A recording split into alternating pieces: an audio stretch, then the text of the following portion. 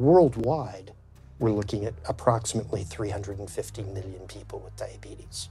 There's no question that we're in the midst of a diabetes epidemic. Right now, 1 in 3 Medicare dollars is spent in the care of people with diabetes.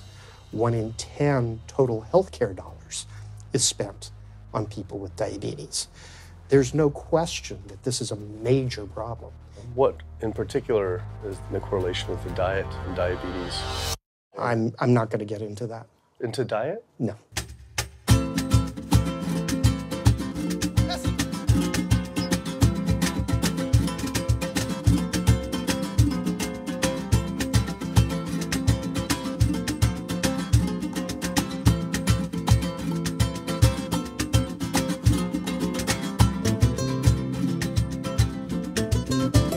My name's Kip. I'm a filmmaker from San Francisco and I have a confession to make.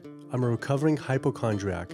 Like so many of us, I have a family history of diabetes, heart disease, and cancer. My dad had his first heart bypass at 49, his second at age 50. My grandpa died young from diabetes complications, and both my other grandpa and grandma died of cancer. I was always paranoid that I would also get one of these diseases. Like any good hypochondriac, WebMD Symptoms Checker was essentially my browser's homepage. Even in my teens, I took Metamucil every day and a daily aspirin. I read all the latest self-diagnosis books, I ate every multivitamin I could get my hands on, and I was obsessed with bodily functions. I followed all the large health organizations' recommendations for preventing disease. I exercise regularly, don't smoke, don't drink soda, get enough sleep, reduce stress, and grew up eating what I thought was a healthy diet. Until... World Health Organization this morning has classified processed meat such as bacon and sausage as carcinogenic, directly involved in causing cancer in humans. Processed meat is clearly linked to an increase in cancer. Hot dogs or bacon could be just as dangerous as smoking cigarettes.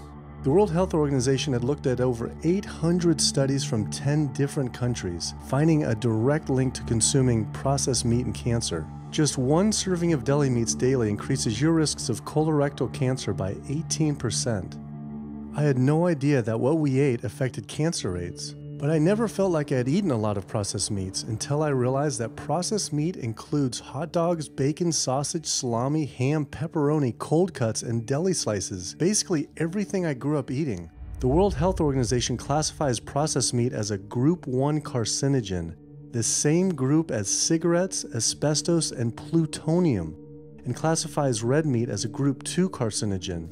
Was this like I had essentially been smoking my entire childhood? If processed meats are labeled the same as cigarettes, how is it even legal for kids to be eating this way? I thought this was new information, but many of these studies have been around for 50 years. I couldn't believe I'd been eating processed meats virtually my entire life and was just now finding out how dangerous they are.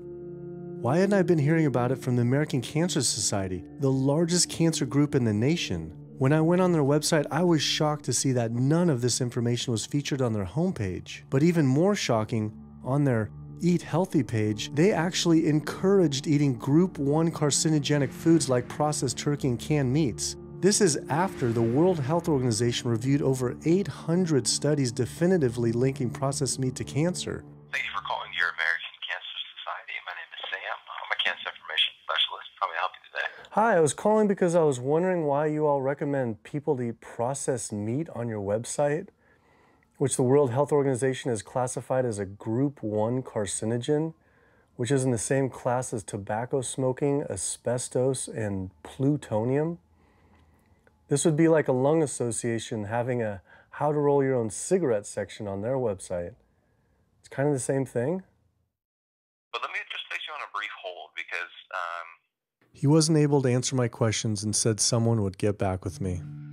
I had always been concerned about cancer because both my grandma and grandpa died of cancer.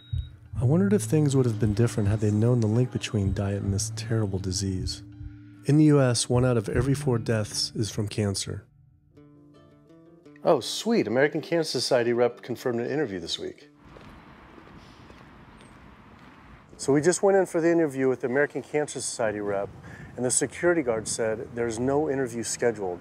So I went into my phone, and it turns out last night, after I told her that the interview is going to be about the correlation between diet and cancer, she said she could no longer do the interview.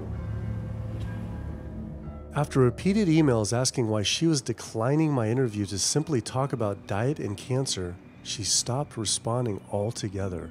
Why would an American Cancer Society rep not want to talk about this? I was, however, able to connect with a growing movement of doctors who are willing to talk about the link between the standard American diet and disease. And it goes beyond just cancer. I took my old trusty van, Super Blue, once again out on the road. 2/3 of adults are now overweight or obese, and we have an epidemic cascade of debilitating disease that's overcoming the country. There's no way we can sustain the current style of care with the epidemic that we're creating with our diet and lifestyle choices. The diabetes, the arthritis, the heart disease, the dementia, the obesity, the cancers are affecting about 70% of deaths. All the data is that those 70% of deaths and morbidity are largely lifestyle related and preventable. Most kids by age 10 in the U.S. already have fatty streaks in their arteries, the first stage of atherosclerosis leading to heart attacks, strokes. Here in American medicine, we operate from the disease model. We are in the business of treating sick people. We are not in the business of trying to prevent people from becoming sick. When you look at chronic disease risk, all the things that we walk around worrying about, actually dietary choices trump smoking when it comes to those risks. If I could deliver one message to the researchers who are looking for the cause of diabetes and the cause of clogged arteries and the cause of high blood pressure and the cause of obesity, I would tell them the answer's in 3 words. It's the food. It's what Americans are eating. Today, with 2/3 of Americans being overweight, clearly there's a food issue. In the next 25 years, 1 out of every 3 Americans will have diabetes. My name's Michael Abdallah. I'm from Atlanta, Georgia, and unfortunately I was diagnosed about 10 years ago with diabetes, and 8 years ago I had 2 stents put in. I don't know where to go, I don't know what to do. You're just like out of options and you don't know what to do. You're taking medicine, you listen to this doctor, and the cardiologist says take this, and the endocrinologist says take that, then your general practitioner doctor says you don't know what's going on here. And it's a real challenging thing, and it's something that you don't want to get it. You just don't want to get it. Government and media almost exclusively blame lack of exercise and sugary foods as a cause of diabetes. But I wanted to talk with an actual expert on the role of diet and diabetes. I went to speak with premier physician, diabetes expert, and researcher, Dr. Neil Barnard. What role does sugar play in causing diabetes? It drives me crazy. Diabetes is not and never was caused by eating a high carbohydrate diet, and it's not caused by eating sugar. The cause of diabetes is a diet that builds up the amount of fat into the blood. I'm talking about a typical meat-based, animal-based diet. You can look into the muscle cells of the human body and you find that they're building up tiny particles of fat that's causing insulin resistance. What that means is the sugar that is naturally from the foods that you're eating can't get into the cells where it belongs. It builds up in the blood, and that's diabetes. I had never heard that meat was associated with causing diabetes. We had always been told that sugar or obesity caused it. Renowned weight loss bariatric surgeon Dr. Garth Davis, though, agreed. Everyone thinks that you get diabetic because of carbs. They did a huge study in that EPIC study, 500,000 people. Carbs consumption was inversely related with diabetes. In other words, the more carbs someone ate, the less diabetes they had. But meat was strongly correlated. Get that aha moment. The starches, the carbs are good for you.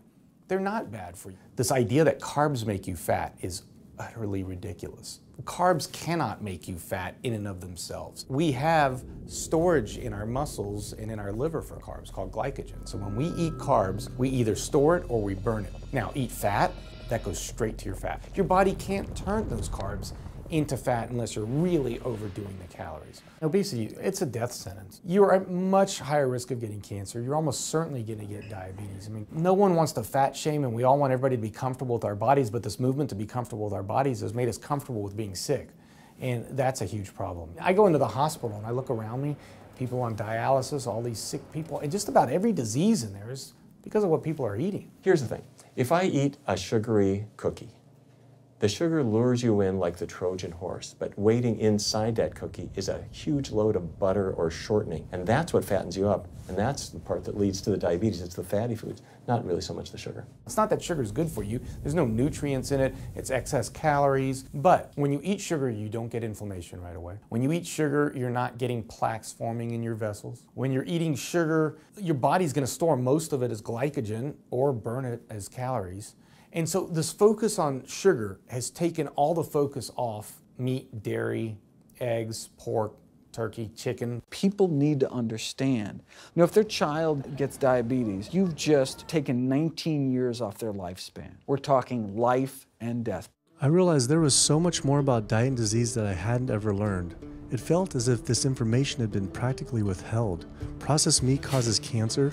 Sugar doesn't cause diabetes. I had doubt about the claims these doctors were making, so I did some searching on my own. Harvard researchers looked at 9 prospective studies finding that just one serving of processed meat per day increased risk of developing diabetes by 51%. The link between eating meat and developing diabetes became undeniable. But when I went on the leading diabetes organization's website, the American Diabetes Association, not only did they not have this information front and center, they were featuring recipes for red and processed meat. And on their recipes for healthy living, they had bacon-wrapped shrimp? What the hell? All right, send an email to American Diabetes Association, see if they'll get back to us. As destructive as diabetes is, it pales in comparison to heart disease. Over 17 million people die every year from cardiovascular disease. It is the leading cause of death around the world. Nearly 1 out of every 3 people will die from this disease. The amount of people who die from cardiovascular disease is the equivalent of 4 jumbo jets crashing every single hour, every single day, every single year. My name is Amy Resnick, and I'm from Swampscott, Massachusetts, a little bit north of Boston. And I recently went to my doctor for asthma because I had a very hard time breathing. And while there, she did some blood work, and one of the tests was C-reactive protein, and on a scale from there was a scale of 1 to 3, 1 being low for cardiac event, 3 being high for cardiac event, and my number was 10.82. What does that mean? That means I am on the road for a heart attack, and she said probably within the next 30 days. 30 days? 30 days, if I'm going the way I was going. I take this for my heart arrhythmia, take this for pain, oxycodone for pain, and lorazepam for stress, cyclobenzaprine for a muscle relaxer, also take Topamax and Prozac, and I also use a CPAP machine to help me breathe. And my asthma has been so bad this past year, I use it during the day as well to get some air. I am tired when I wake up. I'm tired during the day. I take a nap. I'm still tired. I can't breathe. And I know I need to make a change for my health, or else I'm not going to be here for my family. When we speak of heart disease, I would say the role of alcohol is pretty small. The role of sugar is very small too. Smoking is big, but the good news is that most people have quit or never did smoke. The problem with animal-based diet, its contribution to heart disease is huge, and it is pervasive. All this expensive imaging, procedures, bypasses, medication, none of which has one solitary single thing to do with the causation of the illness. So you die of a completely benign, foodborne illness that never had its causation treated. When we eat these kind of dead meat bacteria toxins, within minutes, you get this burst of inflammation within your system such that you basically paralyze your arteries. You get this stiffening of the arteries, their inability to relax normally in half. So it's not like decades down the road eating unhealthy, there'll be some damage. No, we're talking damage right then and there within minutes of it going into our mouth. Many people are given the diagnosis of Alzheimer's disease when it's not true Alzheimer's at all. The vast majority of people suffer dementia due to their tiny blood vessels in their brain clogging up and their nerve cells being shortchanged of oxygenated blood. And guess where that blood vessel dementia comes from? Those little tiny arteries are clogging up from that steady stream of fat, cholesterol, etc. It's really quite clear from the standpoint of cancer and the standpoint of cardiovascular disease that animal protein plays an enormous role. Is chicken better? It's a question of whether you want to be shot or hung. The flesh food that I would eliminate from the American diet would be poultry, would be turkey and chicken. A brilliant advertising campaign has convinced people that, oh, it's white meat, it's healthier. The leading source of sodium in the American diet for adult is chicken. It can be labeled all natural chicken, but be injected with this salt water, I think up to 800 milligrams of sodium. Heterocyclic amines are clear-cut carcinogens, and they can form in any kind of meat as it's heated, as it's cooked.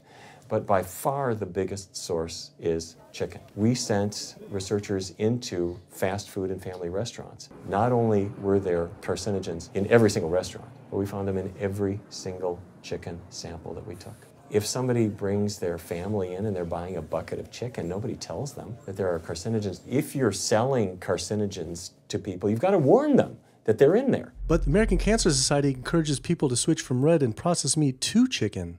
Why would the American Cancer Society tell people to switch from eating one carcinogenic food to another when a Harvard University study showed that men with prostate cancer who eat large amounts of chicken increase their risk of the disease progressing 4 times? The #1 dietary source in America of cholesterol is chicken because of the volume of chicken. You know, chicken's become grilled chicken and organic chicken. It's machismo, but it has nearly as much cholesterol per gram as red beef. So just on sheer volume, it's the #1 source. Yeah, eggs being close behind. I'd never really thought about eggs much. I just thought of them as a standard part of a healthy diet. But then I found a study suggesting that eating just 1 egg a day can be as bad as smoking 5 cigarettes per day for life expectancy.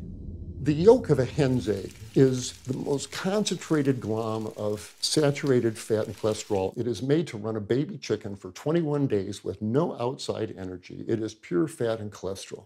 And when we put that into our bloodstream, it coats our red blood cells. Our blood gets thicker and more viscous. It changes our hormone levels. It raises our cholesterol levels. There's nothing healthy about eating the yolk of the egg. But I thought cholesterol and saturated fat wasn't an issue anymore. You know, these saturated fat studies that have come out trying to vindicate saturated fat, this is a campaign by the dairy industry, right? #1 source of saturated fat is dairy. It's not meat. 2008, the global dairy industry got together at a meeting and explicitly, read their agenda, was to neutralize the negative impact of milk fat by regulators and medical professionals, unquote. So what did? They funded studies. The main study that started the whole saturated fat media craze was funded by the National Dairy Council. The egg industry similarly funds studies that confuse consumers by making claims that eggs don't negatively affect heart function. That is, only when compared to eating a McDonald's sausage McMuffin? So what they're really saying is that eating eggs is just as bad as eating a McMuffin.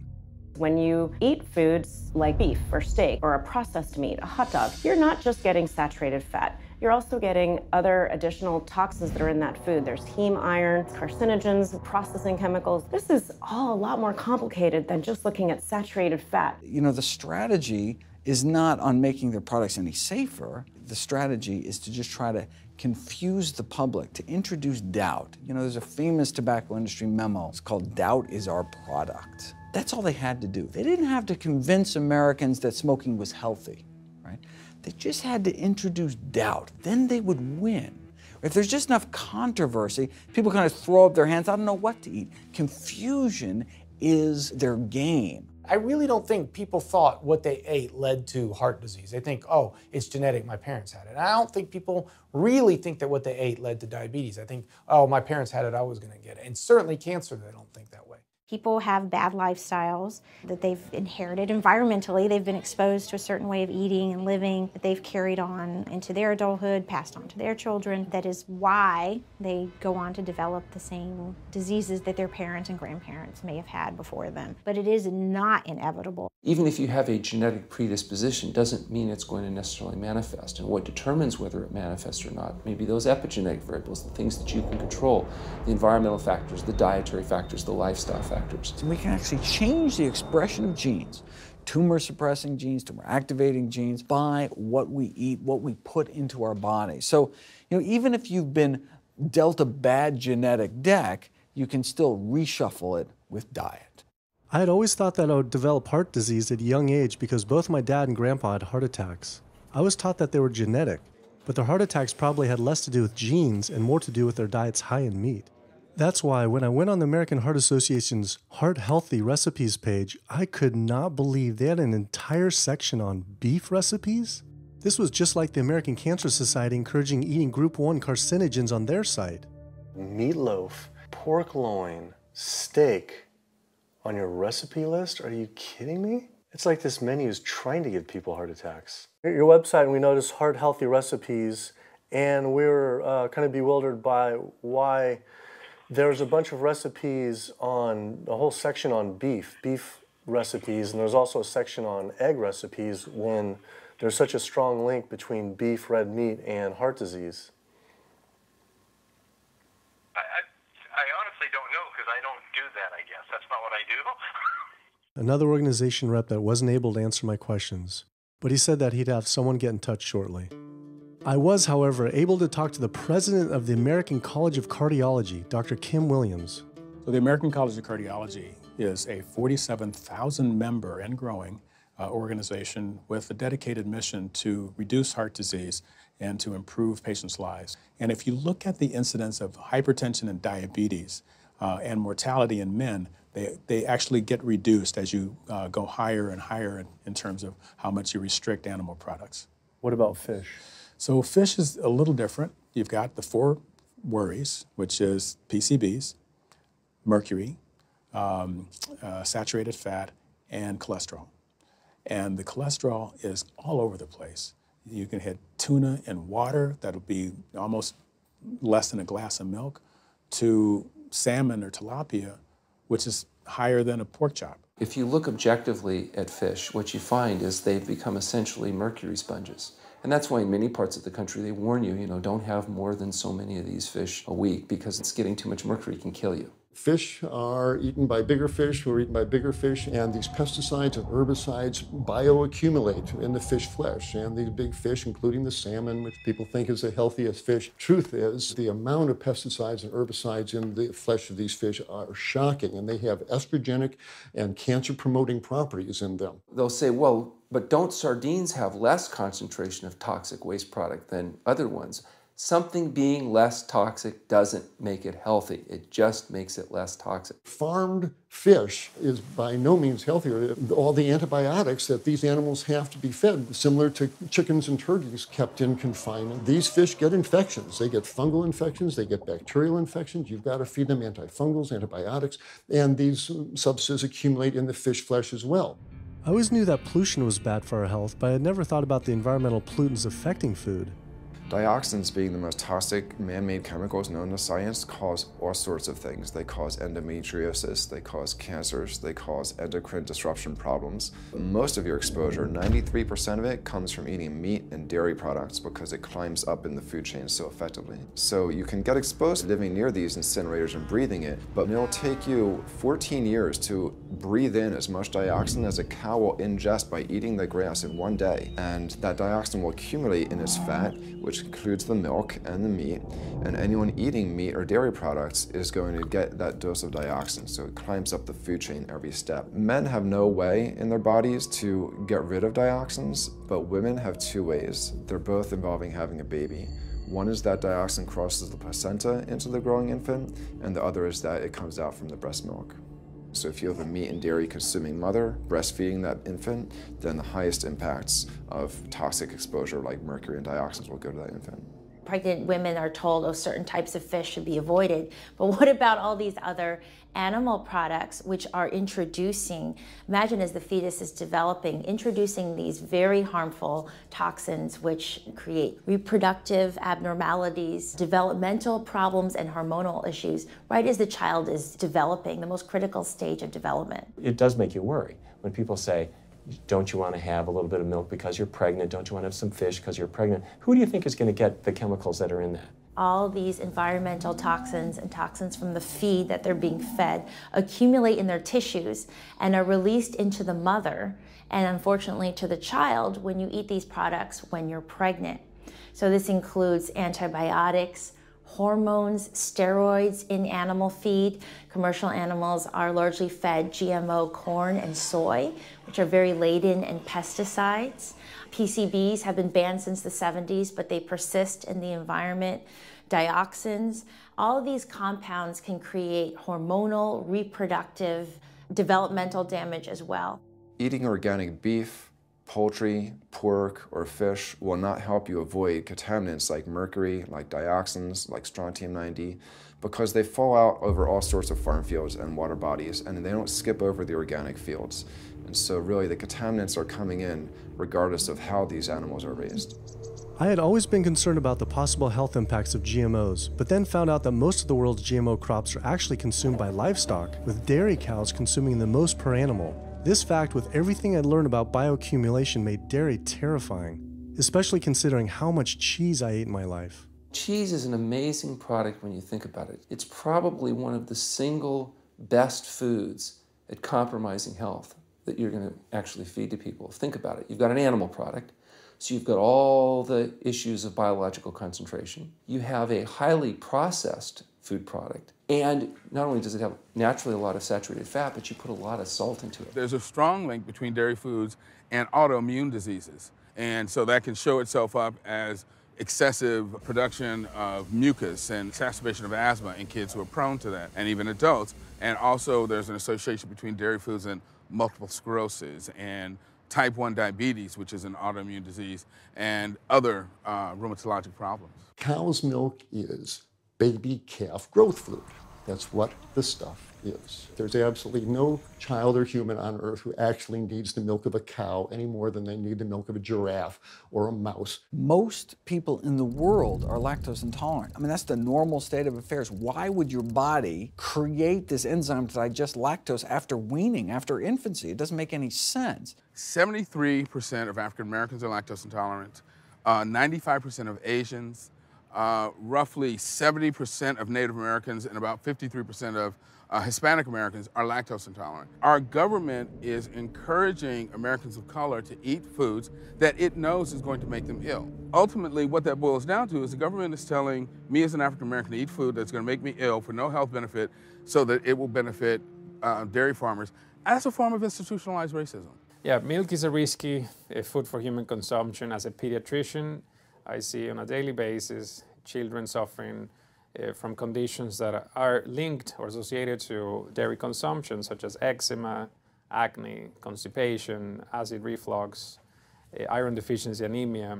Cow's milk protein is the most allergenic food. People say, well, no, I want hormone-free, not injected with bovine growth hormone.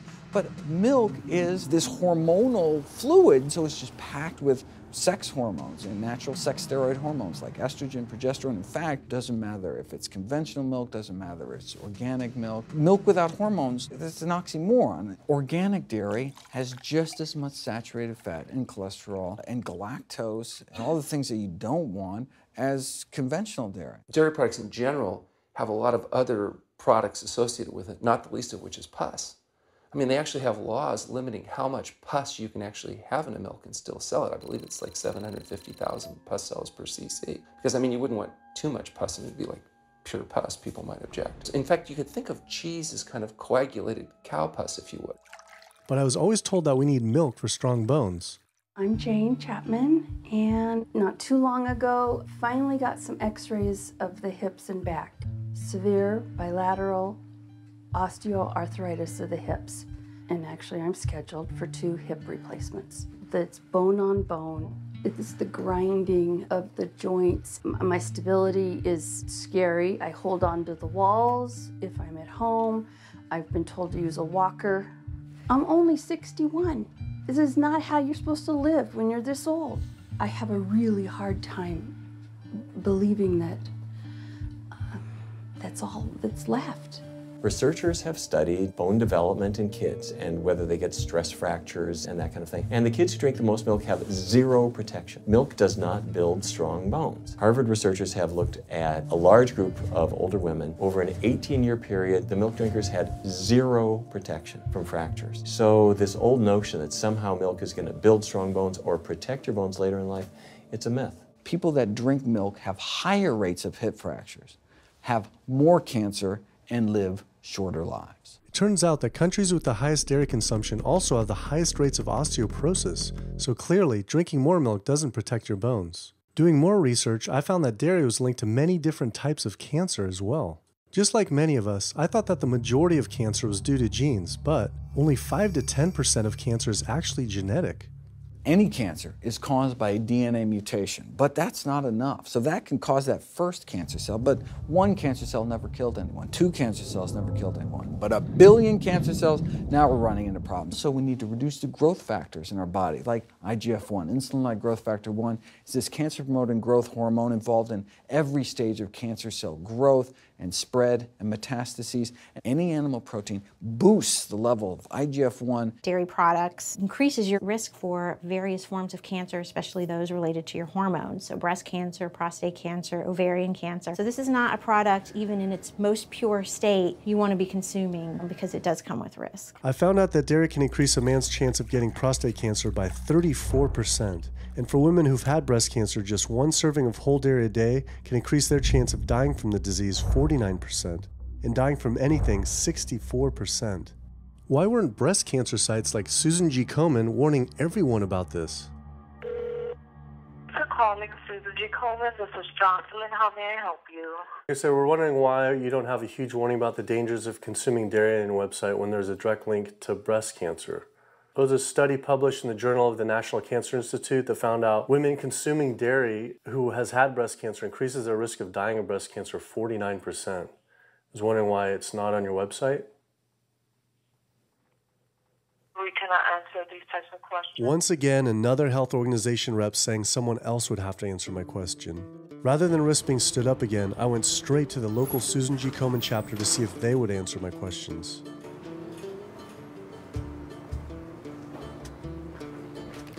They didn't want to answer my questions in person either, and told us to stop filming, but promised they would connect me to the national office directly.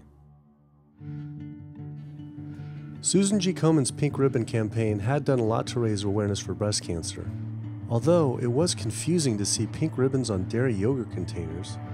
Breast cancer can be prevented with a healthy diet and lifestyle, but we're not. We're talking about pink ribbons and putting all the money into research for the cure. I, for one, know that I would want my daughter, my mother, me, I want to focus on not getting to that point, and that's where I would like to see more energy and effort put.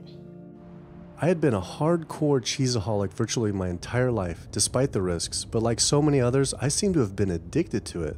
It turns out that the casein protein, that's the main protein in dairy products, and particularly in cheese, it breaks apart in the human digestion to create what are called casomorphins, casein-derived morphine-like compounds that go to the brain and they attach to the very same receptor that heroin attaches to. Don't get me wrong, they're not as strong as that, but they are strong enough to make you come back again and again and again, despite the fact that you're gaining weight, you're more unhealthy than you've ever been, but that cheese just calls out to people. Casomorphin may play a role in SIDS, and sudden infant death syndrome, may play a role in autism. This is one of the reasons why we don't want infants drinking milk from cows. Human breast milk has 2.7 grams of casein per liter, compared to 26 grams per liter for cow's milk. That's practically 10 times more. No wonder it's so addictive.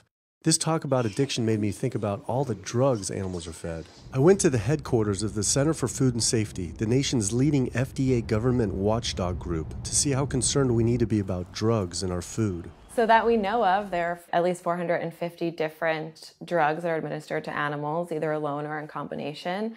These drugs are given to animals for a variety of reasons, very, very few of which are actually beneficial to consumer health. We've got drug companies that work real hard to make sure they can sell lots of drugs to people raising cows, pigs, and chickens. The pharmaceutical industry sells 80% of all the antibiotics that it makes in the United States to animal agriculture. Antibiotic residues are found in meat, other antimicrobials are found in meat, there has been ractopamine found in meat, there's been hormones found in meat. So right there you're talking about 4 different drugs that could be, in the same piece of meat. The pharmaceutical company is supposed to show the safety of animal drugs. They're not really testing to see what the impacts of these drugs are on humans. They're really looking to see what the impacts of these drugs are on animals. When we try to get information on some of the health studies and the environmental studies from federal agencies, we get back page after page of blacked out information because the company claimed confidential business information. Consumers have no idea what is in the products that they consume. So how sick something makes me and how bad it pollutes the environment is a secret for a company. In the animal agriculture industry, as in the tobacco industry, these companies really have a vested interest in making sure that the public doesn't have information about their effects and what risks are really posed to consuming them. You have this system where animals are living in their own waste. They're living next to animals that are sick or even dead, and they're stuck in cages with these animals. The bacteria tends to spread, so that the pathogens that are being created in these filthy conditions are breeding resistance to antibiotics, and the public are becoming exposed to those. We already have people dying from salmonella and other things that you eat. We're having about 3,000 people die every year in the United States. That's more than the number of people that were killed in 9/11 in the Twin Towers in New York. If we had some terrorist organization killing 3,000 people a year, we would be all over it. The antibiotic-resistant bacteria deaths that we have, on top of that, you get 20,000 people dying a year. That's 7 9/11s every year. Can you imagine if that many people were being killed by some terrorist group in the United States every year? We would find them. You know, the World Health Organization has said we're nearing a post-antibiotic era in medicine. You'll be at risk in minor surgeries to have a fatal infection. You'll be at risk going to the dentist if you have a tooth extracted. Or it'll be like Civil War medicine. You get an infection in your leg and you cut your leg off. So you have this very dangerous situation. By crowding these animals in, they become a perfect engine for generating a new flu virus that can come out into the community. If you lived near a swine spray field, not even the CAFO, but the waste disposal field, you were 3 times more likely to have a MRSA infection. You can't see how it impacts the average person's life in Duplin County, North Carolina, and not be a little upset about it. From an environmental standpoint, from a community standpoint, from all other aspects, North Carolina, we're in a state of emergency. We've already had bouts of swine flu, or H1N1 as they prefer to refer to it. That particular swine flu incident was originated on a farm here in North Carolina. There's approximately the same number of hogs in North Carolina as there are people. Between 8 to 10 times the amount of feces is produced by a hog, an adult hog, as compared to an adult human. 10 million pigs in North Carolina produce the waste equal to 100 million humans. This is the equivalent of the entire U.S. Eastern Seaboard flushing their toilets into North Carolina, but there's no waste treatment. The pigs' waste falls through slats in the floors of the sheds they are forced to live in. It is then pumped into giant waste pits, which leach into rivers and streams, and is pumped out unfiltered onto fields, further polluting the environment and neighboring health. When you go back and you look at where these hog facilities are located, there's a disproportionate number of them that are located near communities of color, low-income communities. It is definitely a human rights issue. My sister, she have asthma, and you know, her brother, he have asthma. He's 3, and we don't know what she might have. I have asthma, I have sinus, I have sarcoidosis, that's the bacteria, and I have a pacemaker, which is 6 sinus syndrome. But you know, mostly everybody in this neighborhood got asthma or either cancer. My neighbor there died from cancer probably just last year. My nephew down the street, he's got cancer. He's in terminal cancer, stage 4. Not a smoker, not a drinker. And it's not in his lungs. It's in his lymph nodes. But see, if you live here and saw the way they do, you wouldn't eat no pork. Well, I don't eat bacon because I know where it comes from. When they die, they go into a box and they decompose because they swell especially from the heat. A truck come and pick them up, take them to the processing plant in Rose Hill, round them up into feed, and feed it back to the hogs. If I come out this door, if he's spraying there, it's gonna come in my face. It hit you right in the face. It smells like something that you have never smelled before. It smells worse than a dead body. It's the family graveyard. I have my grandmother out there, my sisters, my brothers. When we go to the funeral, he used to spray. During the funeral? During the funeral, yes. During the funeral. Yeah, he spray. And when the people come, everybody be closing their nose up, saying how it stink. They can want to have a cookout on Sunday, he'll spray. Do you think he does it on purpose? I think so. Because he just sprays Sunday. He always sprays Sunday.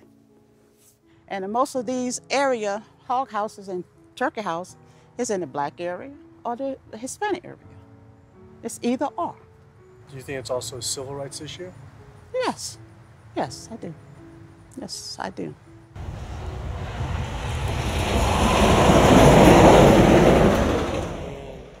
There have been times in the past that I have gotten ready on the Sunday, gotten ready to go to church and come out, and the smell was so strong that I had to go back and regroup because it got in my clothes and I just couldn't go to church smelling like hogs, you know. I just couldn't do it. So I don't think the government cares. They care more about cooperation than do people, individuals. And they're going to keep on. They're going to put more chickens in this state. This is the feast season. You're in capital of the world right here in North Carolina. My state. Look, there's a blue line stream right here come into my property almost, and the Contentney Creek right here. I've seen that blue line stream now filled with feces and urine from that hog pen, and they can say, well, we feed the world. They're not interested in feeding the world. They're interested in making money. You take the money away from them, they'll let the folks starve. Because if you want to feed the world, you can feed the world with more corn, using corn and wheat and stuff like that, and you can meat. Meat is a luxury item. When we're doing things that hurt other people, we're wrong. But a lot of good people will sit there and eat bacon knowing that it's causing someone else to be very unhappy. I woke up the next morning to find the Burden River had experienced another massive fish kill from the pollution running off hog farms. Tens of thousands of fish were washing up on shore. All this talk about health, I realized that I was only focused on personal health. But health started to mean so much more to me. It was about health of my family and our communities. I couldn't under good conscience support an industry that I knew was harming others. Pollution from animal agriculture isn't just an issue in North Carolina, though. Raising animals for food produces more greenhouse gases than the entire transportation sector. It is a leading cause of rainforest destruction, species extinction, ocean dead zones, and freshwater consumption.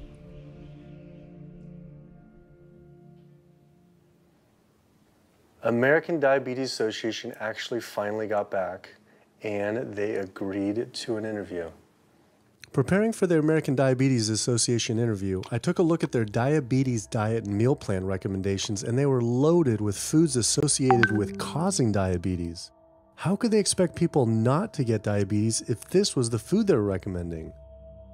And then I saw multiple peer-reviewed studies published on the National Institute of Health website showing that a low-fat, plant-based diet was more than twice as powerful at controlling and even reversing diabetes than the ADA recommended diet that included meat and dairy.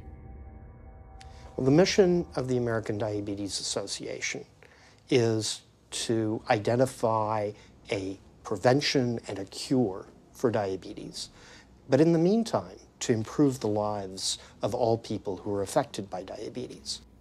And what's the best way to prevent this? For type 2 diabetes, it's unclear. We can't prevent type 2 diabetes in everybody. When we're doing the research, we came across a lot of studies that said that you actually could potentially cure or reverse diabetes with a purely plant-based diet. I don't believe there's sufficient evidence to demonstrate that. How does it compare to the ADA diet that you recommend? We don't recommend a specific diet. We recommend healthy eating. The one that's on the website. We recommend healthy eating. Do you have a whole list of exact day-to-day, the meal plan, the whole meal plan? All they are selections of foods to consider. We do not have a diabetes diet. But with that selections, that you consider that plan compared to a plant-based plan? No one's done that study. We found actually some studies, that a 74-week study found that low-fat vegan diet versus the ADA plan in type 2 I diabetes. think we're done here. I'm not gonna get into an argument about. Oh no, I was just wondering the studies of if this is true or if it shows that. Or Any diet works. Any diet works if people follow it. But if it's a diet that's not the proper diet, like if anyone follows a diet that they eat I can't tell you what a proper diet is. I can tell you what an improper diet is. So then we can talk about the good diets. I'm not sure why. I'm not going to get into that. Into diet? No. Why not? If that's where you want to go with this, I'm sorry, I'm not the person that you should be talking to. And why is that, though? If that's what you want to get into, I'm not the person you need to be talking to. Who do we talk to about diet? You can talk to anybody you want. But that's interesting, though. Why not recommend a diet? Because the data don't exist to support But it. if we see data that we looked up that supports it with, like, you know, the NIH, in Europe, the European Association of Studies. We're done. I'm sorry, I'm not going to get into that argument with you. No, it's not an argument. I'm not going to get into the argument. Why is it an argument? It's just talking about in European study of diabetes and other places that have studies, why... There are lots of studies. Why is it even an argument? There are lots of studies in the literature, many of which have never been replicated or, frankly, are wrong. That's why we do peer review, okay? The European Association of Study of Diabetes has been peer reviewed? Or I don't know what study you're referring to, and in the absence of being able to see that study, I'm not going to comment. I could show it to you. I'm sorry, I don't have the time for that. I just don't understand why it's an argument, though. Okay.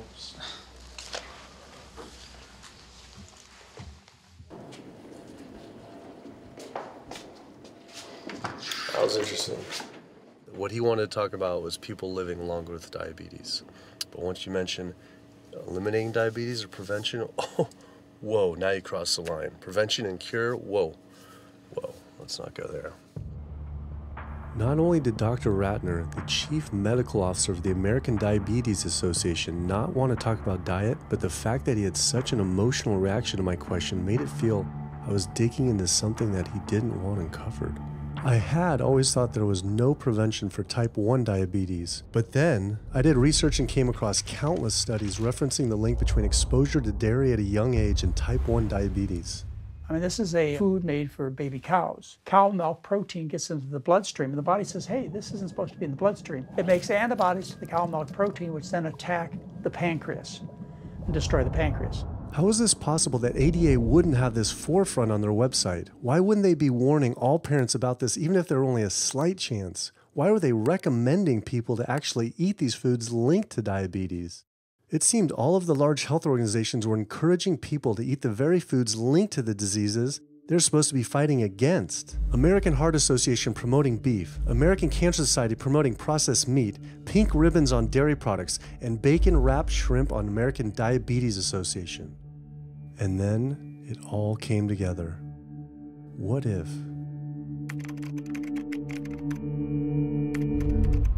And there it was. The American Diabetes Association was taking money from Dannon, one of the world's largest dairy yogurt producers, Kraft Foods, makers of Velveeta processed cheese, Oscar Mayer processed meats, Lunchables processed kids meals, and Bumblebee Foods, makers of processed canned meats.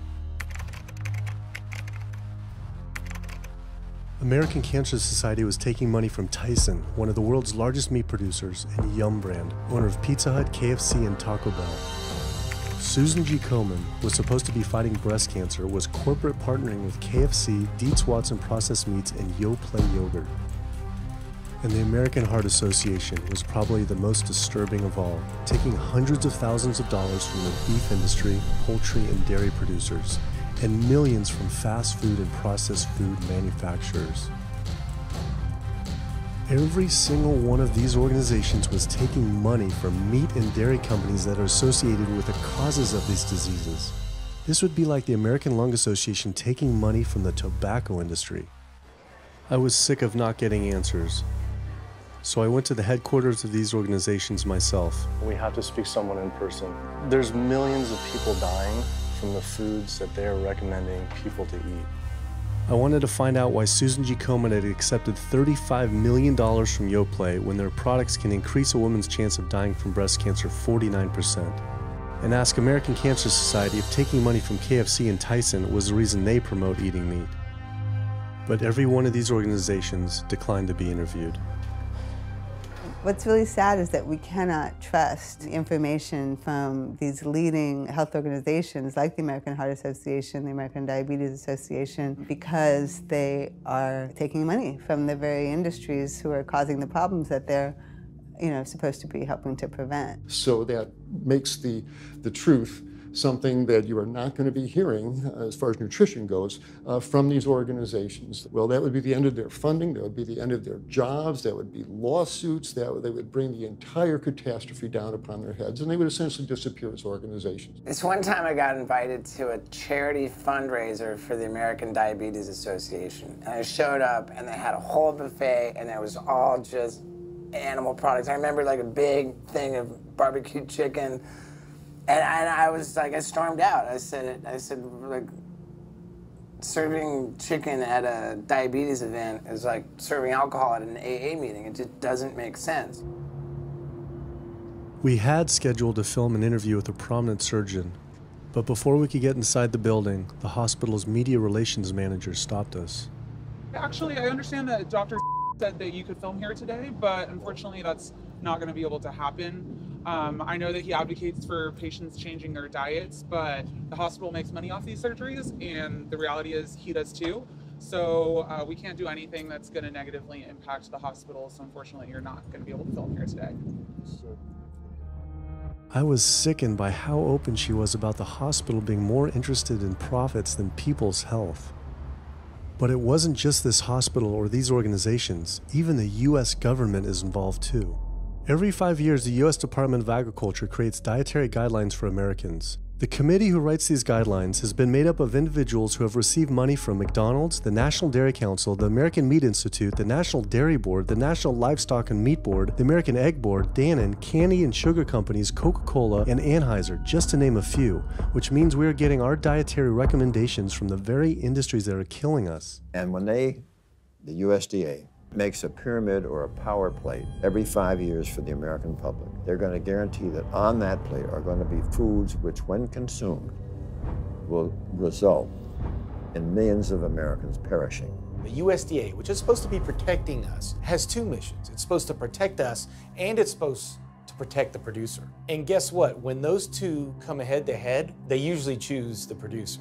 In internal documents uncovered by Dr. Greger, the USDA admitted that eggs cannot legally be called nutritious, low-fat, part of a balanced diet, low-calorie, healthful, healthy, can't say it's good for you, or even safe. Yet they still promote these products to the American people through federal checkoff programs.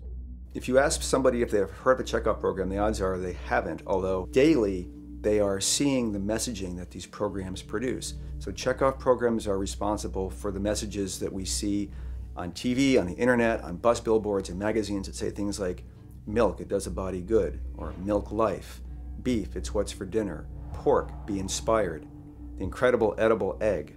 The dairy checkoff program gave $12 million to Domino's to just market cheese-heavy products. And this is the USDA, this is the government. If you've seen those ads for the Pizza Hut pizza, the stuffed crust, or a pound of cheese, those are all government advertising schemes for the industry.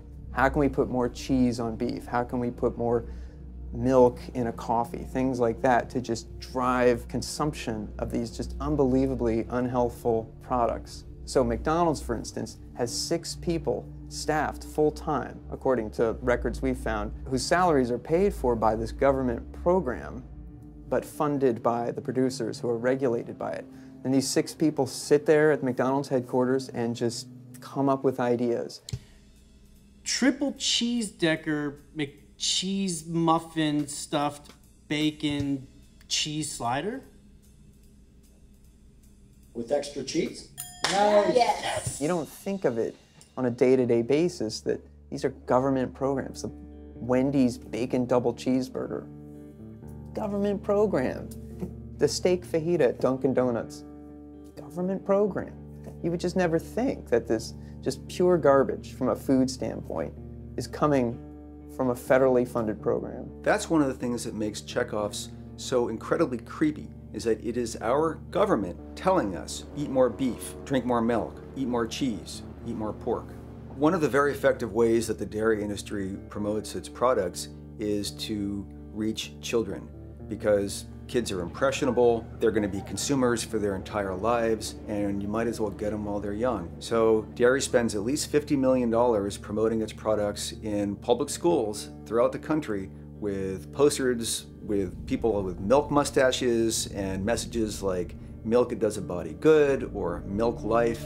Targeting young people, right? The tobacco industry had to keep replacing their customers who are dying with new customers. The meat industry knows they have to target young people. That's why we have these foods in schools and marketing messages at a younger and younger age for kids to get hooked on all the wrong kinds of foods. So there's all kinds of parallels. School districts where processed meats are all over the place. Maybe it's going to be bacon on the menu, sausage, hot dogs, or a pepperoni pizza. Any of those things are processed meats, and those are pretty much the worst of the worst with a direct link to colon cancer. And yet you have every day in the schools meal items with processed meats. If the Surgeon General puts warning labels on tobacco because of their cancer risk, why aren't the same warning labels on meat?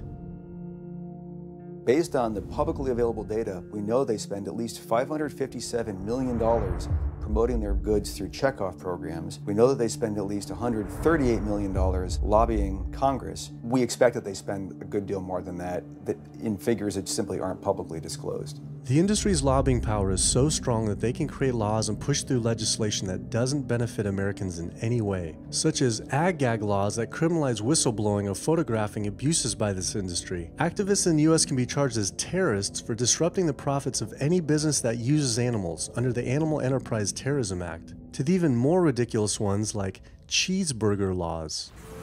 A cheeseburger law is a law that says a plaintiff cannot recover against a manufacturer, distributor, or retailer on the theory that the food made the plaintiff obese or caused an obesity-related disease. Cheeseburger laws are a direct response to a problem that the tobacco industry has had. Big Tobacco has paid $400 billion to state Medicaid programs. Cheeseburger laws proponents say, we don't want to see the same kind of thing happen to the meat and dairy industries. The fact that these laws are based on a model template called the Common Sense Consumption Act is actually ironic, because what they're saying is, you, the consumer, should have the common sense to know that our food is bad for you. I've often typified the meat industry to people who maybe don't understand its power and reach, as it's got all the money of big tobacco and big pharma, and it has the personality of the National Rifle Association. So any little thing that comes up, man, they beat it to death. Robert Martin wasn't exaggerating. When the profits of the egg industry were threatened by egg alternative company Hampton Creek Foods, extremely disturbing emails were uncovered by Ryan Shapiro and Jeffrey Light. We uncovered documents demonstrating the American Egg Board considers Hampton Creek, quote, a crisis and major threat to the future of the American egg industry. The American Egg Board considers a successful egg replacer company to be such a threat that they joke on their government email addresses about murdering the CEO. In internal government emails with the heads of the egg industry, they suggest having the CEO of Hampton Creek, Josh Tetrick, murdered, including a menacing email from the executive director of the American Egg Board.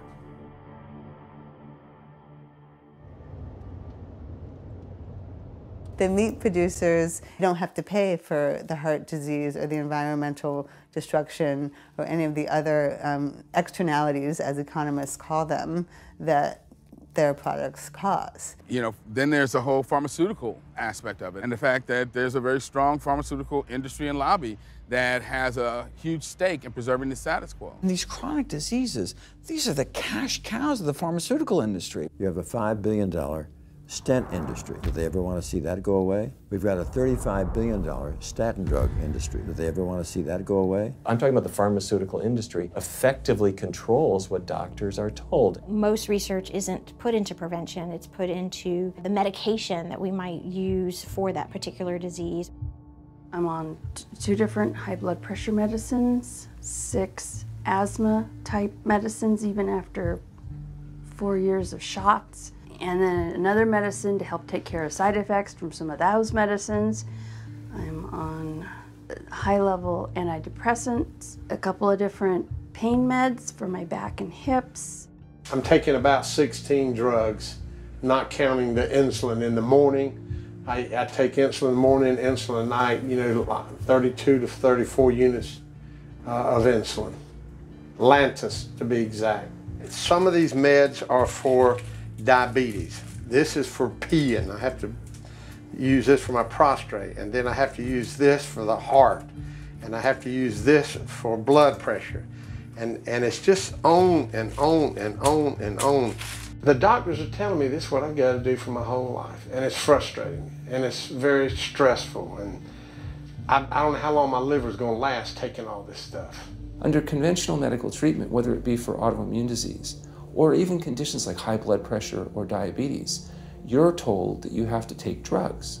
And not just for a week or a month or a year. You're told you have to take drugs forever.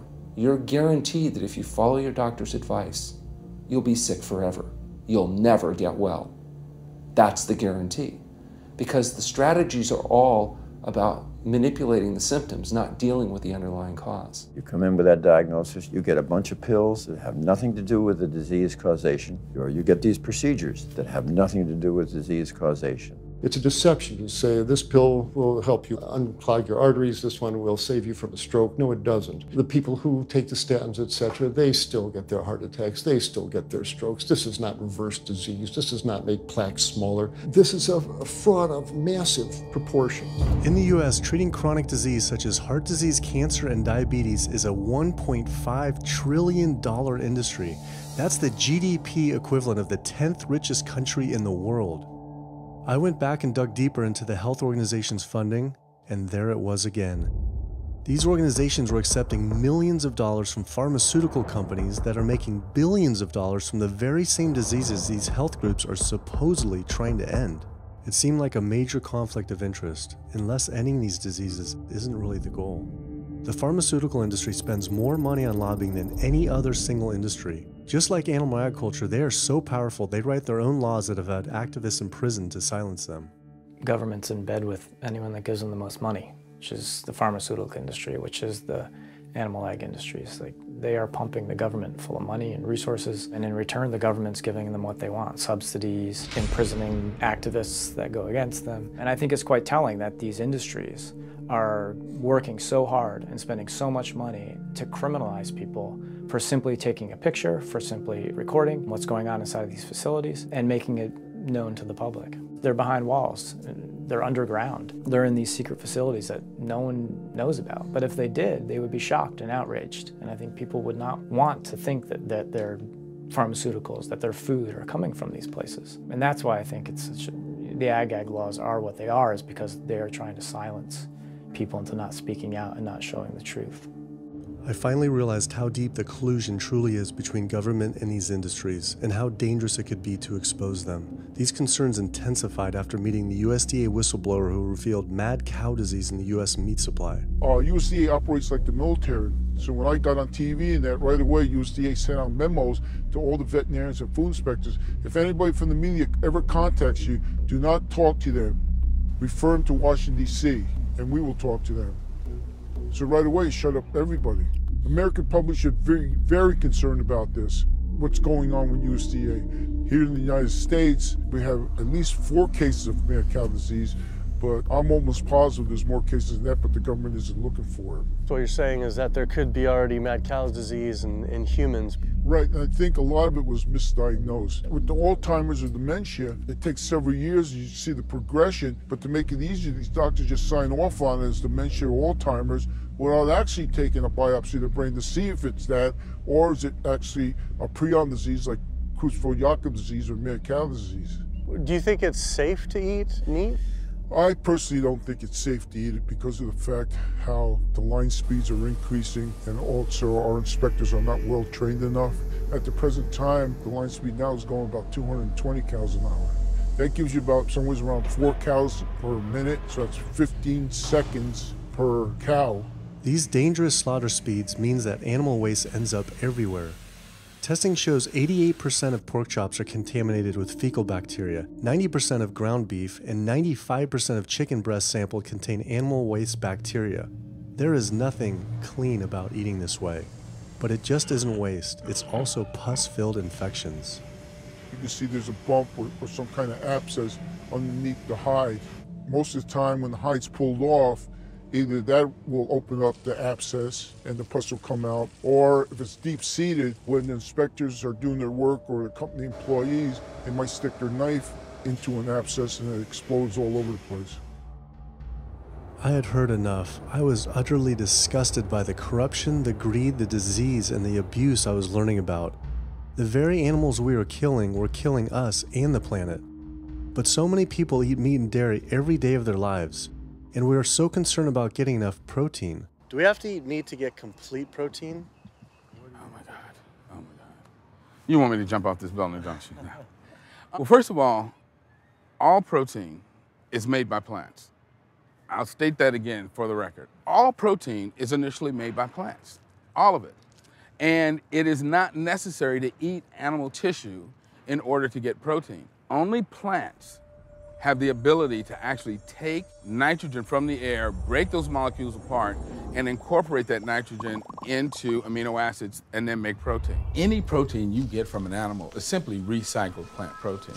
If you ate a diet that was calorically adequate, and even things like brown rice and broccoli, and you got enough of it, you'd get enough both quantity and quality of protein. 2,000 calories of brown rice and broccoli is going to be about 80 grams of protein a day, including the essential amino acids that you need in order to maintain optimum health. I mean, grains are loaded with protein.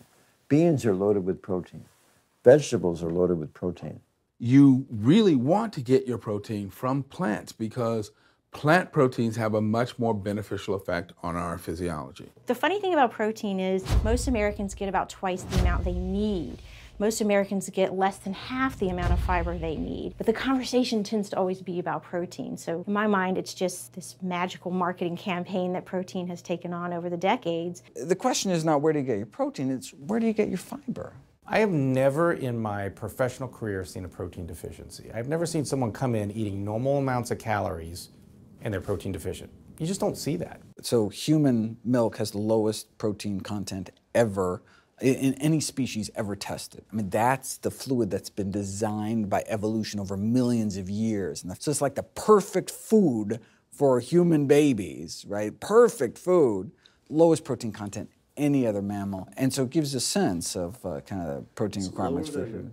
Anything. So look, then rat milk, ape milk, donkey milk, any milk has ever been tested. You hear this a lot in bodybuilders. They're like, well, I need, chicken, or I need fish to be, to be strong, to build muscle tissue. That is utter nonsense. The largest, strongest terrestrial animals on the planet are all herbivores. The biggest, strongest animals are all herbivores. When we bring in people and they're on meaty diets and we transition them to a plant-based diet, we always track what they're eating. Their vitamin intake goes up. Their nutrition overall goes up, dramatically better.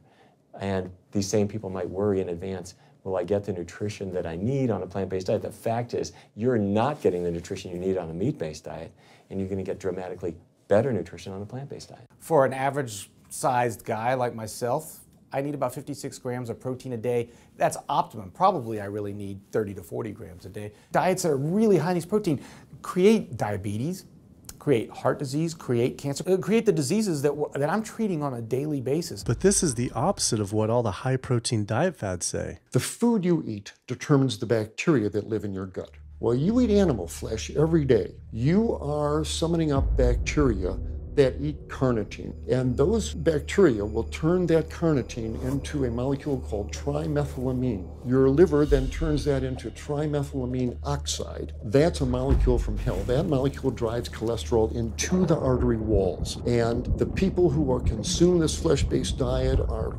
contributing to plaque building up. They may lose weight on this diet, and that's good. But what's happening inside your arteries, paleo friends? What's happening is that plaque is building up, and these are the folks who drop dead at the gym at 39. Boy, he was lean and he looked really good. But where is that cholesterol going? It's going into your artery walls. So I believe these paleo folks are setting themselves up for an epidemic of clogged arteries, colon cancers, autoimmune diseases. This is not a healthy diet. We are not carnivorous apes. Humans' closest living relatives are chimps, who get 97% of their calories from plants and the remaining 3% mostly from insects. Comparing the anatomy of true omnivores like bears, who eat both meat and plants, to frugivores like primates, who eat almost exclusively plants, the differences are pretty clear. Frugivore teeth have flat molars for chewing plants, where omnivore teeth are serrated for stabbing and tearing flesh. Frugivore jaws can move forward and back and side to side.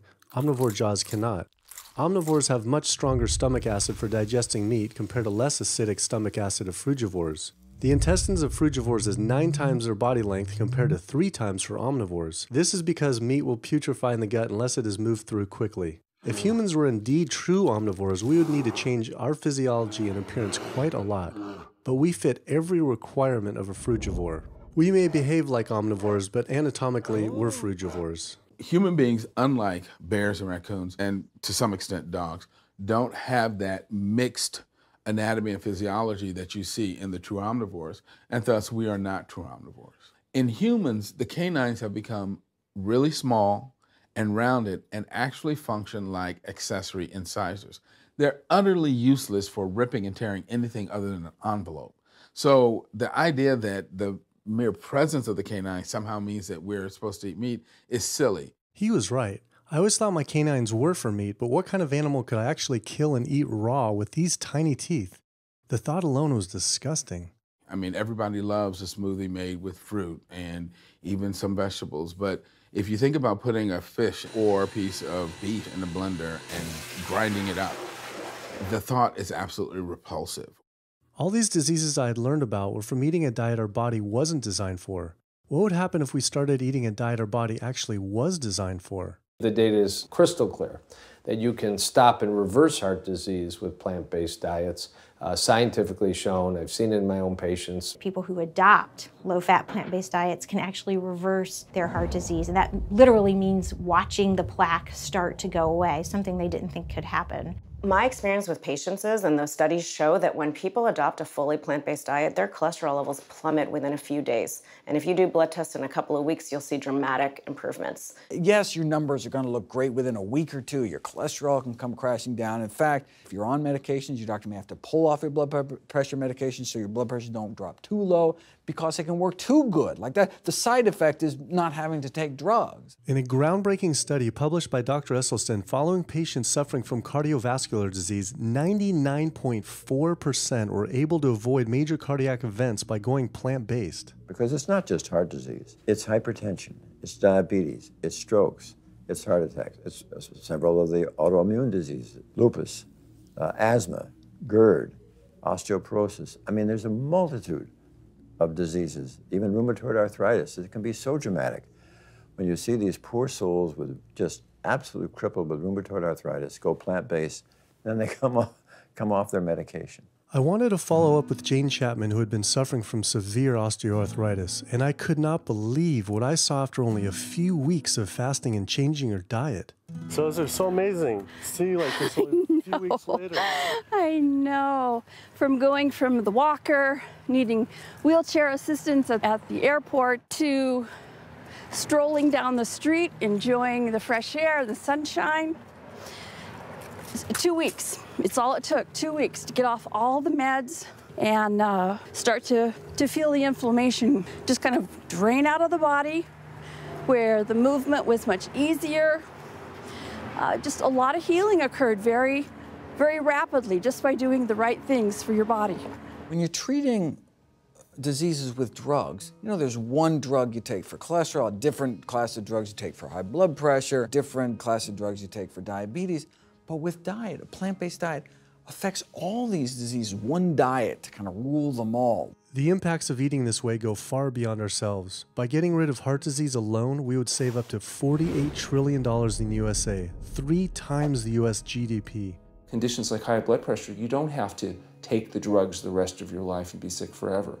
What you can do is live in such a way that it gives the body a chance to heal itself. We took 174 consecutive patients with high blood pressure, and 174 people were able to lower their blood pressure enough to eliminate the need for medication. For inflammatory bowel disease like Crohn's, the best remission rates ever achieved through plant-based diet. MS, multiple sclerosis, the best results ever achieved compared to any medical, surgical, any kind of intervention was a plant-based diet. You can see that with every sequential reduction in animal products, people live longer, they have less heart disease, they have less cancer, they have less diabetes. You can actually take human cancer cells and put them in a petri dish, and you can drip the blood of those eating vegan, get about 72% suppression in human prostate cancer cell growth in vitro. They wanted to try this again with women and breast cancer. So they said, let's see what a plant-based diet can do. After just 2 weeks, their bodies cleaned up. You drop their blood on the same carpet of cancer cells. You can clear off the whole plate. This is after just 2 weeks eating healthy, which raises the question,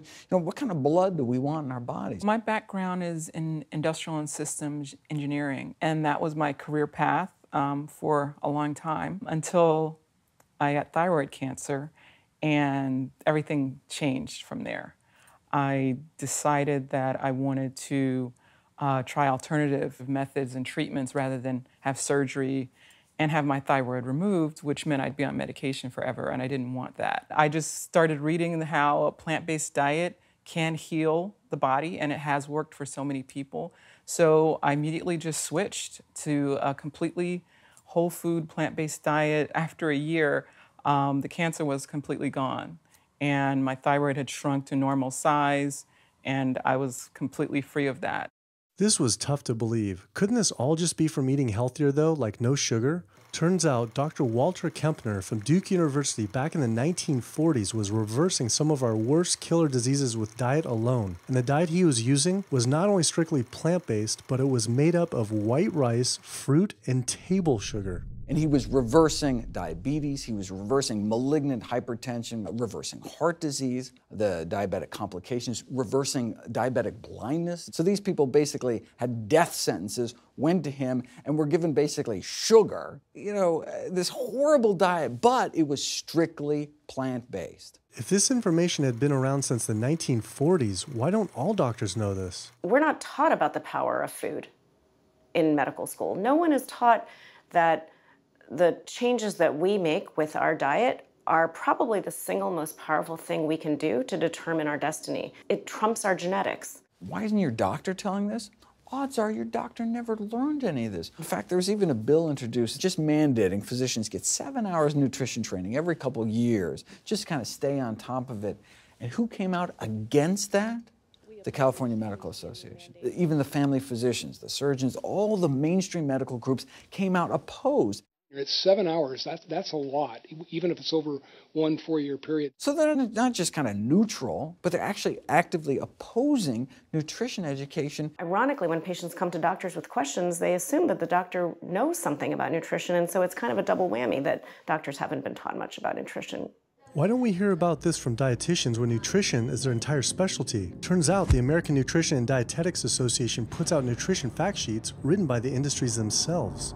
The industries pay $20,000 per fact sheet and explicitly take part in writing them. So you can learn about eggs from the egg industry, and you can learn about lamb from the lamb industry. This would be like learning about the benefits of smoking from the tobacco industry. When people are eating meat, I think of it as a bit like smoking. It's sort of Russian roulette. You may not get diabetes, but your chances of getting diabetes, about 1 in 3. You may not get cancer, but your chances, if you're a man, about 1 in 2. A woman, 1 in 3. Your chances of gaining weight, 2 out of 3. It's not all diet, but most of it is. The best thing that you can do to make sure that you empty all those bullets out of the chamber and you're not taking risks with your health is to get the animal products out of your diet and eat healthy foods.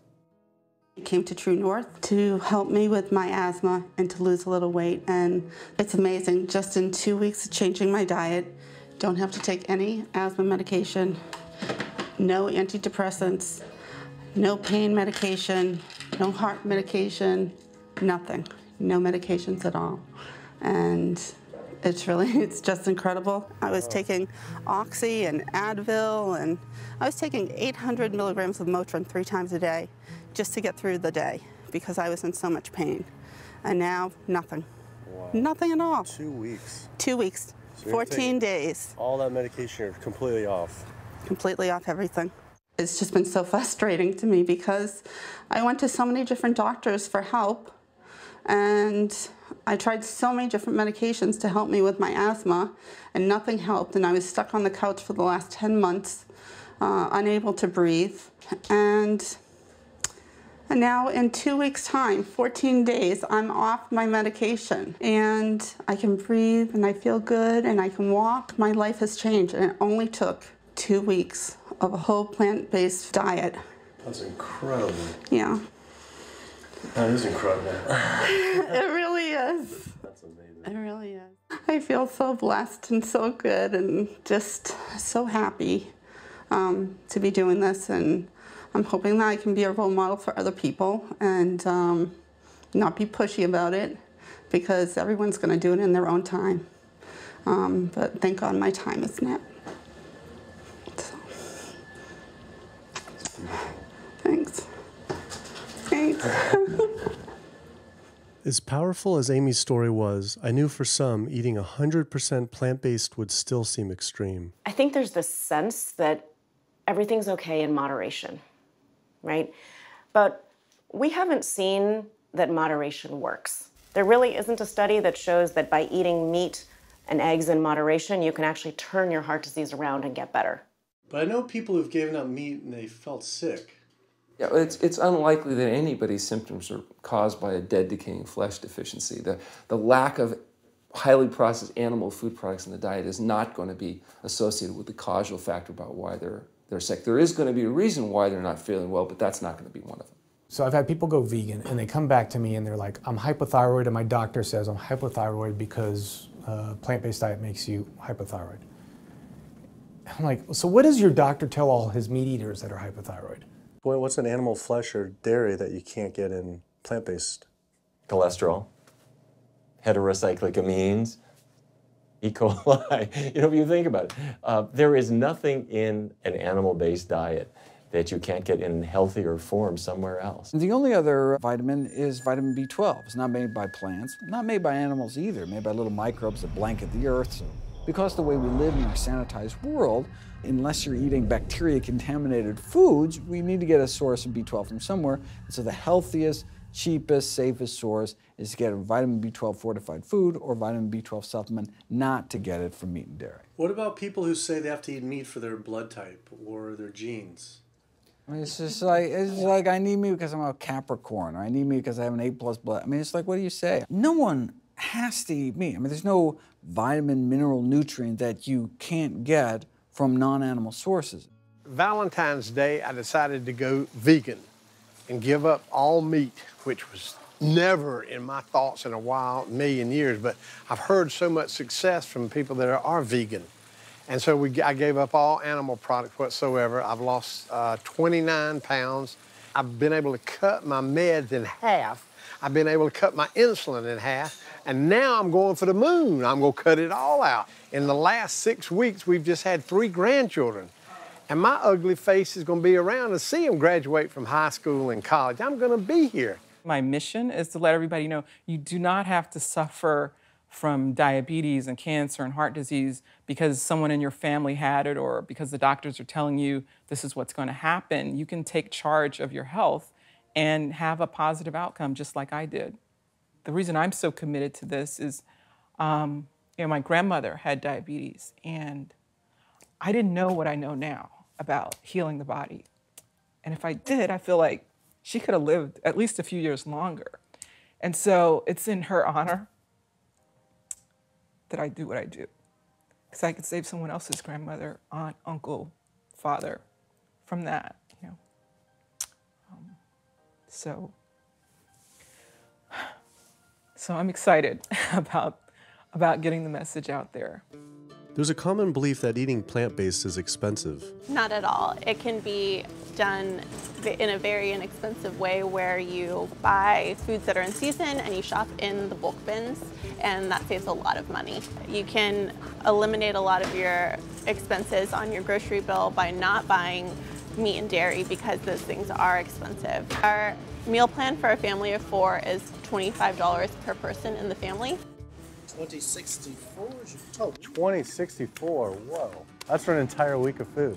Really? An exploding movement of elite athletes are utilizing vegan diets to heal injuries, speed recovery times, and enhance their performance. Before I was vegan, I was only bench pressing 315 like 5 times. Then after going vegan, I was doing 400, 425, 465, and I was like, oh my God, this is amazing. I'm vegan and I'm bench pressing 465 pounds. This is ridiculous. And as soon as I went vegan, tendonitis started disappearing. My strength in my right arm started coming back. High blood pressure was going down. You can't be strong and be dying on the inside. That's not strong. That's weak. That's really weak because yeah, you look big and strong on the outside. Yeah, big man. No, but your heart's crying for help on the inside. You're dying. I'm a professional parkour athlete, a two-time world freerunning champion, and more recently I got into Ninja Warrior, where I'm captain of Team Europe as we won USA versus the world. For something like Ninja Warrior and parkour specifically, you really need to have a good strength to body weight ratio. So I was carrying mass that I really didn't need. And when I went vegan, I lost 15, 20 pounds. I was more agile, I was more efficient, more stamina in my body. Just that extra bit of pop that I didn't have before, it just gave me that extra strength. So this is a very vibrant way to live. It can enhance you as an athlete. For me, 100% better athlete than I was before. It unlocked a whole new chapter of my training. The science is there, the health is there, the athletes are there proving that you don't need to eat dead animals to be strong, to be healthy. I started working out when I was 47 years old. All the muscles you see, I gained as vegan. I gained 15 pounds of muscles on my body, eating all plant-based vegan foods. All the aches and pains in my body, it just went away. Because I'm not ingesting so many inflaming foods, the acidic foods that animal products are. Gorillas, rhinos, and elephants, they all get their muscles and strength from eating plants. That's what I do. I travel all around the world for my surfing, and I've always been able to eat vegan. I feel like if you want something, you can make it happen. I just don't make any excuses. I would never not be vegan now that I know all the benefits and now that I know how it feels to be vegan. Every aspect of my life has been improved by adopting this lifestyle. I feel better, I perform better athletically, I sleep better, my energy with my kids is better, my focus at work is better, everything is better. My skin cleared up, kept myself trim for 9 years now doing this. All I can tell you is that I felt and I continue to feel better than I ever felt before. My friend Jason Lester and I were the first people to do this challenge called Epic 5, which entailed doing 5 Ironmans on 5 Hawaiian islands in under a week. An Ironman is a 2.4-mile swim followed by a 112-mile bike and then running a marathon, 26.2 miles after that. So we did 5 of those in a row on 5 different islands in a little under a week. Yeah. You almost die? Yeah. Did you die? So I guess the famous question, where did you get your protein in there? From plants. Like so many people, I was looking for excuses not to change my diet. But once I finally did, I felt liberated. Within days, I could feel the blood running through my veins with a new vitality. Within weeks, I felt a transformation throughout my entire body and mind. Not only could I survive on a purely plant-based vegan diet, I could thrive. I felt amazing. I competed in my first marathon in 6 years, training half the amount and beat my personal record by 23 minutes. Less than a month later, I did my first full Ironman. Although I could possibly get away with eating a little bit of meat and dairy without ill effects to my personal health, I could no longer willingly support an industry I knew was causing so much suffering to communities, families, and all life on the planet. A whole new world opened up. I felt whole again, connected to a greater sense of what true health is, and where true health doesn't end with me, but begins with us. If people adopted a plant-based diet, the changes we would see in our individual health, in our national health situation, and in this physical environmental world we live in would be so profound. I mean, today, you can say, I'm not going to eat that stuff anymore. It's one thing that I can do myself personally to make a difference. It will give you a greater sense of well-being and happiness when you know that, one, you're not destroying your health every time you sit down to eat, you're not promoting cruelty, and you're not damaging the earth. I don't want my gains to be at the detriment of the planet of other things. And yet, I'm not weaker, I'm stronger. That's the beauty of it. When you're altruistic, when you make choices for the greater good of others, it comes around, benefits me as well. It benefits us all. Studies show that we can not only survive, but we can thrive. I just feel this is a great way to live, not harming other beings, when we can be healthy and happier. I love it. It's a great life. I never thought that I could feel this good at this age, and I just want everybody to feel this way. I feel like a 20-year-old. I'm almost 50. Nothing tastes as good as healthy feels, basically. And so the choices that we make every single day, day in and day out, around our food, has the capacity to bring us true health and optimal wellness, not just individually, but collectively, as a species and for our planet. We're not going to live forever, but while we are alive, we can live well. And for me as a doctor, that's what I want to see. Where there's a will, there is a way. And I believe that.